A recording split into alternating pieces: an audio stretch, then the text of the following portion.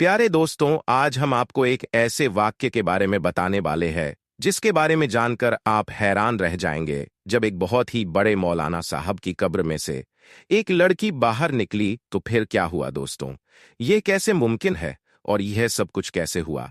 आज मैं आपको इसी बारे में बताने वाले हैं और साथ ही हुजूर पाक सल्लल्लाहु ताला अलैहि वसल्लम की हदीस भी बताएंगे, जिसमें रसूल अल्लाह सल्लल्लाहु ताला अलैहि वसल्लम ने फरमाया कि जिसने जिस कौम की मुशाबियात इख्तियार की, यानी जिसने जिस कौम को पसंद किया, वो उन्हीं में से है। प्यारे दोस्तों, मुशाबियात एक हालत का नाम है जो इंसान पर तारी होती है।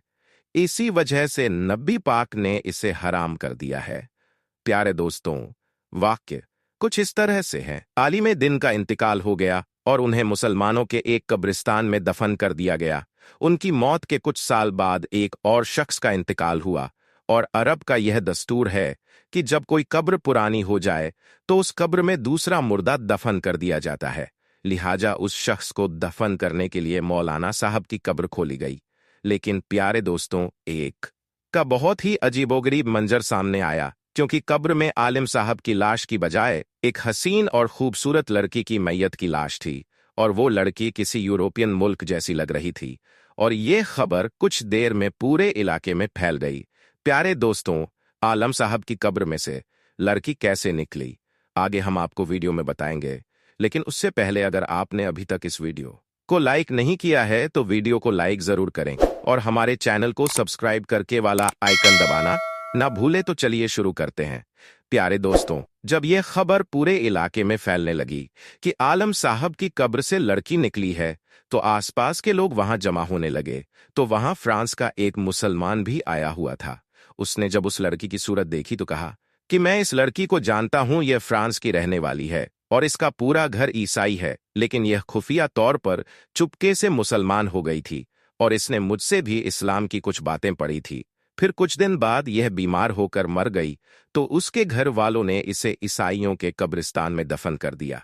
लोगों ने कहा, इसके यहाँ होने की वजह यह हो सकती है कि यह एक नेक और मुसलमान औरत थी। लेकिन फिर आलिम साहब की मैयत कहाँ गई, उनकी लाश का क्या हुआ? किसी ने कहा हो सकता है कि उनकी लाश उस लड़की की कब्र में चली गई हो। तो फिर उस मुसलमान ने कहा कि मैं कुछ दिनों में हज से फारिग होकर अपने मुल्क वापस जा रहा हूं। मैं उस लड़की के घर वालों को सारा माजरा बताऊंगा और उस लड़की की कब्र खोल कर देख लूंगा कि आखिर यह सारा क्या माजरा है। लोगों ने कहा, ठीक है। फिर उस आदमी के साथ एक अपना बंदा भी भेज दिया। उस आदमी ने अपने मुल्क जाकर लड़की के घर वालों से सारा वाकया बयान किया। तो लड़की के घर वाले बहुत हैरान हुए।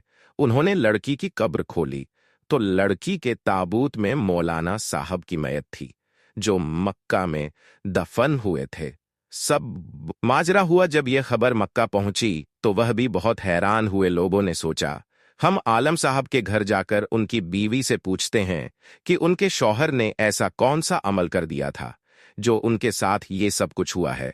कुछ लोग मौलाना साहब की बीवी के पास गए और पूछा कि तेरे शहर ने ऐसा कौन सा अमल कर दिया था कि उसके साथ ये सारा माजरा पेश आया। कि मैं शहर तो बड़ा नेक और नमाजी इंसान था और कुरान पढ़ने वाला था। लोगों ने कहा, सोचकर बताओ, कोई बात तो होगी। बीवी ने गौर किया और बताया कि उसकी एक बेटी मुझे हमेशा खटकती थी कि जब भी उस पर धुसले जनाबत बाजिब होता तो वो नहाने से पहले कहता था।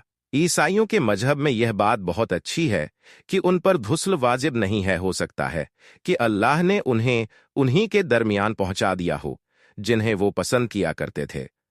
प्यारे दोस्तों, हो सकता है कि इस वाक्य से आप इत्तेफाक ना करें, लेकिन हम सबके प्यारे आका हजरत मोहम्मद मुस्तफ़ा सल्लल्लाहु ताला अलैहि वसल्लम की हदीस से कौन इनकार करेगा कि आप सल्लल्लाहु ताला अलैहि वसल्लम फरमाते हैं कि जो शख्स जिसको मोहब्बत करता है तो वो उसी के साथ मैसूर होगा। लिहाजा मेरे अजीज दोस्तों, हमें कुछ भी बोलने से पहले अपने अल्फाज पर मुकम्मल कंट्रोल रखना चाहिए।